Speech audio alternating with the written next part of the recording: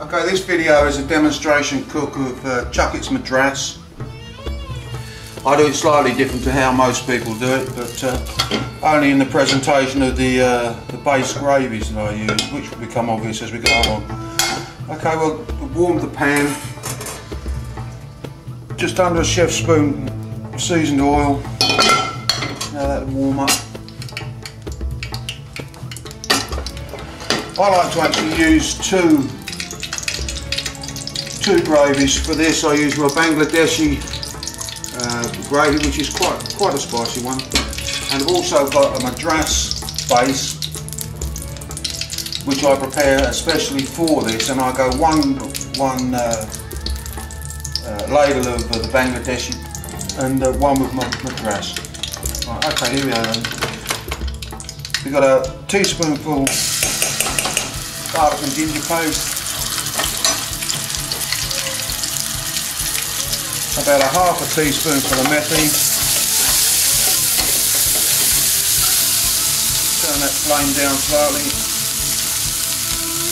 this stage of the cook.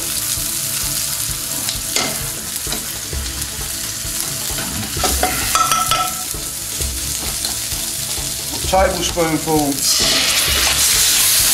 of the tomato puree.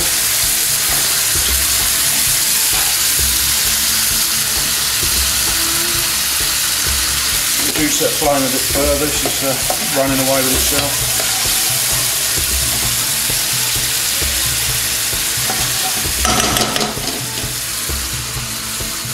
About a tablespoonful of mixed powder.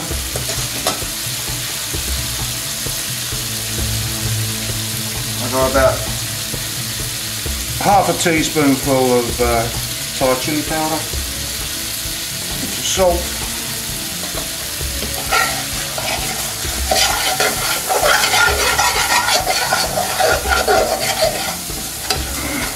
a splash of gravy just to loosen things up.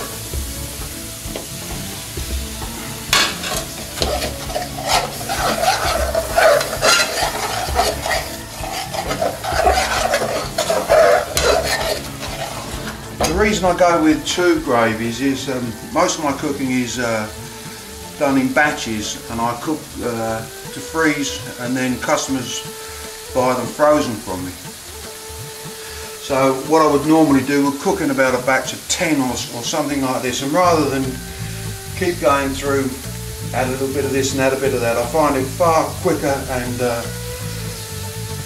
more of a standard flavour, if you will, by producing this Madras base to use with the Bangladeshi base.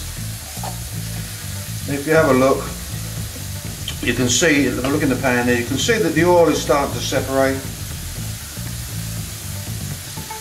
So we'll go our first ladle Bangladeshi gravy.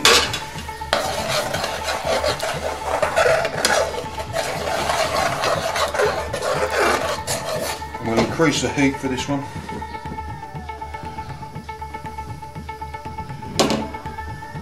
Okay, we're still within the range of a decent cooker, domestic hob that is. And this is a lamb Madras, so one portion of lamb here, about a tablespoonful of the stock that it was cooked in.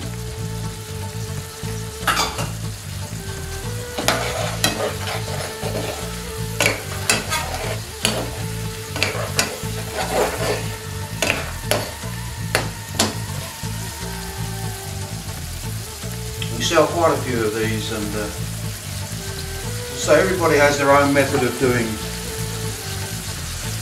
these curries. This is the way I like to do mine, and I get good customer feedback.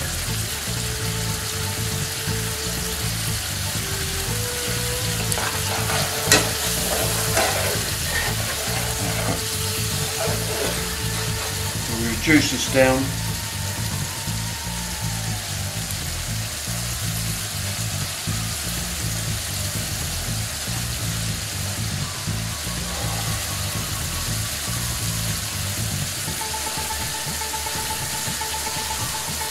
for a frozen curry, I would normally finish this dish with a, once it's cooled down and put in a container, I would normally finish it off with a sprinkle of garam masala.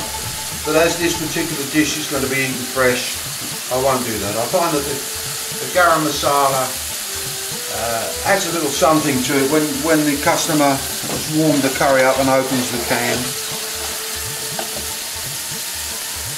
If you look into the pan now, you can see that we're getting oil separation again. I'm now going to add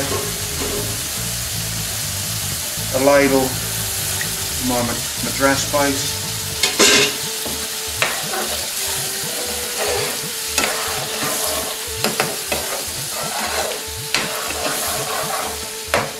Turn it up a touch.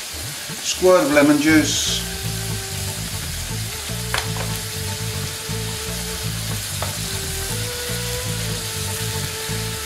And a point to note is that when you add lemon juice, it actually takes some of the heat out of the curry. So if you made a mistake and have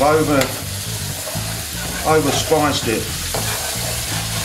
by adding a squirt of lemon, you will actually reduce that amount. You reduce the heat, should I say. So that's something to bear in mind when you actually initially put your chili powder in there. Bear in mind that that will get knocked back slightly when you add your lemon juice, and the more lemon juice you add, the further back it gets knocked. I don't like my madrasses too hot. Most of my customers tend to be expats, the wrong side of 50 years of age, and they can't deal with a really hot curry, although I do have some chaps that really do like a spicy. As I say, I'll cook a special order if that's what they're asking for, but this is a standard cook for me.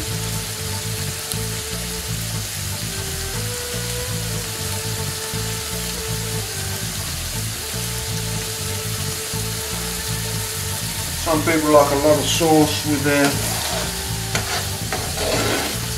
Madras. I prefer a thicker sauce myself, but that's the personal thing. Okay, we've got a half of a cube tomato here, just going in now.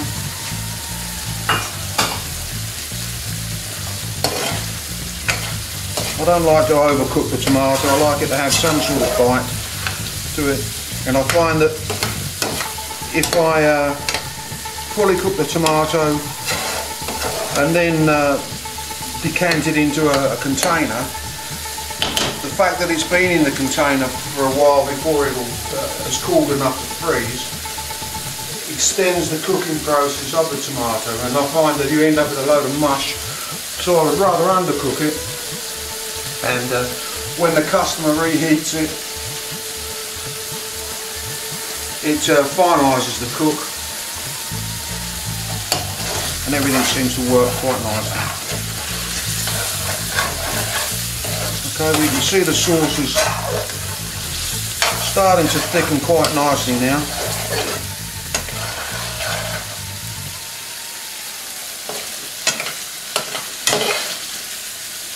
Got a nice thick rich sauce here. And just turn that heat right down. Now if you look along the edge of the pan, you can see that there's the oil here is starting to separate, and that's just about done. Turn the gas off.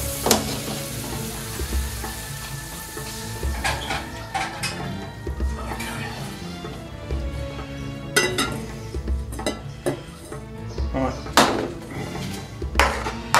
just dish that up.